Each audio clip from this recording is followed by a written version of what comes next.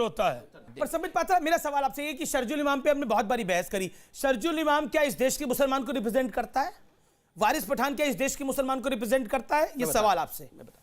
क्यों नहीं रिप्रेजेंट करता? शाहनवाज हुसैन रिप्रेजेंट नहीं करते, हारून यूसुफ रिप्रेजेंट नहीं करते इस देश के मुसलमान को। मैं बता रहा हूं, जब शरजील इमाम जैसे व्यक्ति जी, जब फैजुल हसन जैसे व्यक्ति और जब वारिस पठान जैसे व्यक्ति और ओवैसी जैसे व्यक्ति जहर उगलते हैं, तो लिबरल मुस्लिम्स का कर्तव्य होता है कि वो रेडिकल इस्लाम के खिलाफ आवाज उठाएं। और अगर वो आवाज नहीं उठाते हैं, जब द्रौपदी का वस्त्रहरण हो रहा था, अगर पितामह भीष्म वहां आंखें जमीन की तरफ गाड़ करके बैठे रहते हैं, तो दोषी पितामह भीष्म भी हैं। बाद में ना कहिएगा वो पितामह थे, इसीलिए तो भुगतना पड़ा, इसीलिए तो कृष्ण ने धर्मचक्र उठाया, क्योंकि इतने बड़े बड़े लोगों के होते हुए मैं कहता हूं, जिस समय वारिस पठान ने 15 करोड़ भर से 100 करोड़ कहा, 100 मुसलमान, अच्छे मुसलमान इकट्ठे हो जाते, भाई तो हमारे दिन रात अपोज कर रहे थे, मगर कांग्रेस के जो अच्छे मुसलमान हैं हमारे साहब इकट्ठे हो जाते और कहते नहीं ये अच्छी बात नहीं है, हम एग्री नहीं करते। क्यों नहीं? तो हम पूछना चाहता हूं, मैं हारून साहब की मैं बहुत इज्जत करता हूं, एक मुस्लिम भी है, रेस्पेक्टेड मुस्लिम है, मेरे भाई हैं। मैं आज इतने बड़े मंच पे आपसे एक सवाल पूछूंगा, मैं चाहता हूं आप इसका बिल्कुल अच्छे से जवाब दीजिए। साहब ये सीए आया, आप तो पूरे पढ़े हैं, मैं लेके भी आया हूं, आपको बिल भी दूंगा, पढ़ भी लीजिएगा। आप एक मुस्लिम होने के नाते आप मुझे पॉइंट 1, पॉइंट 2, पॉइंट 3 तीन ऐसे पॉइंट बताइए जिससे आपका नुकसान हुआ है। आप एक मुस्लिम हैं, आपका क्या नुकसान हुआ है सीए से? हारून साहब, पूरा देश एजुकेटेड होगा। ये जो सिटीजन अमेंडमेंट एक्ट लेके आए वो पहले भी था, लेकिन उसको बाधित कर दिया गया। प्रताड़ित मुसलमान या हिंदू जो है जो बांग्लादेश, पाकिस्तान और अफगानिस्तान में है, पहले अदनान समी को आपने नहीं दी थी, और उसके बाद एनआरसी की बात करते हैं। माननीय home minister Amit Shah ji floor of the house पे कहते हैं अभी तो ये सीए आया है, अब एनआरसी लेके आएंगे। नहीं, मैं जिसके बाद बाहर सुन लीजिए बात, हाँ, बोलिए सर, इतना वो मत कीजिए। नहीं, बोलिए। बाहर देश के प्रधानमंत्री कहते हैं एनआरसी कोई नहीं आ रहा है, और अभी तो चर्चा ही नहीं हुई है। फ्लोर ऑफ द हाउस पे क्या कहा था आपने? जवाब। ये इस तरीके से जो आप भ्रमित करने की राजनीति कर रहे हैं और केवल नफरत के बीज डाल रहे हैं आप इस हिंदुस्तान की सरजमीन पे, इसको बंद कर देंगे तो ये देश बहुत तरक्की। मैं एक सेकंड मैं कुछ दिखाना चाहता हूं। जी जी, आप दिखा दीजिए। ये सीए का बिल है, ये 3 पन्नों में है, आप देख सकते हैं, बहुत छोटा सा है सर। इसमें आप प्लीज नहीं सर, आपने अभी एनआरसी की बात कर दी, वो तो आया ही नहीं। नहीं, मैं तो सीए की बात कर रहा हूं। सर एक मिनट, आपने अदनान सामी की बात की, आपने सर देखिए आप बड़े हैं, सुन तो लीजिए सर। आपने अभी अदनान सामी, इसमें अदनान सामी का नाम कहीं नहीं लिखा हुआ है।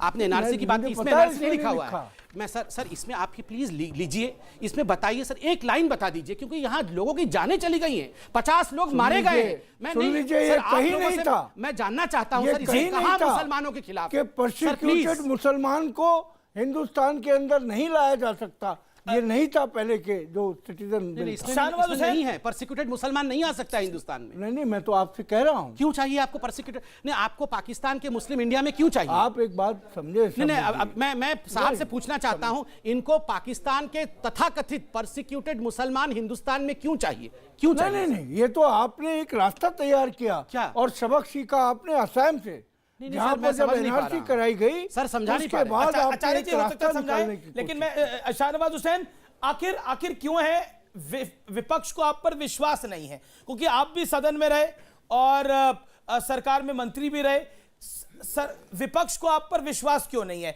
फिर मैं आचार्य प्रमोद कृष्ण पर आऊंगा कि आप विश्वास क्यों नहीं कर पा? कांग्रेस जनता को कांग्रेस पे विश्वास नहीं है और कांग्रेस को हम पर विश्वास नहीं है, तो जनता का जिस पर विश्वास है वो हम लोग हैं।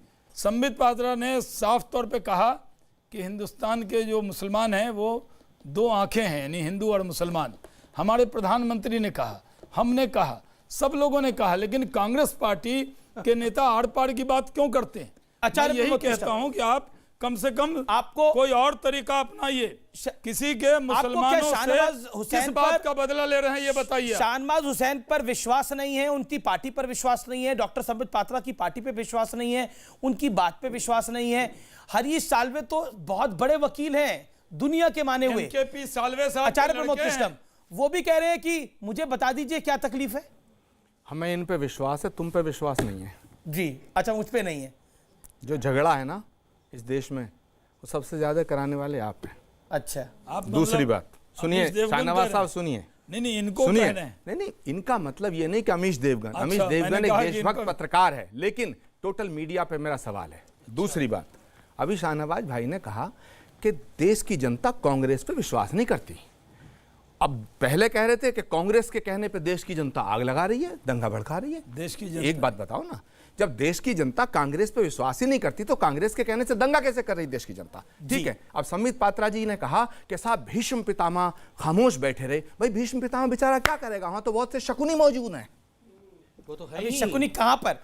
सरकार में शकुनी है या आपके यहाँ शकुनी है? क्या कह रहे हैं? राजनीति में, राजनीति में, ऐसा मत- क्योंकि देश की राजनीति में। क्योंकि आजकल मध्य मैं प्रदेश नाम में भी किसी खेल का बड़ा नहीं चल ले रहा है, तो मैं शकुनी से वहां नहीं, चला नहीं। गया था। फिलहाल आर पार की टक्कर में वक्त तक छोटे से अंतराल के बाद इस बड़े संवाद पर कुछ और बड़े गंभीर सवाल जारी रहेंगे। देश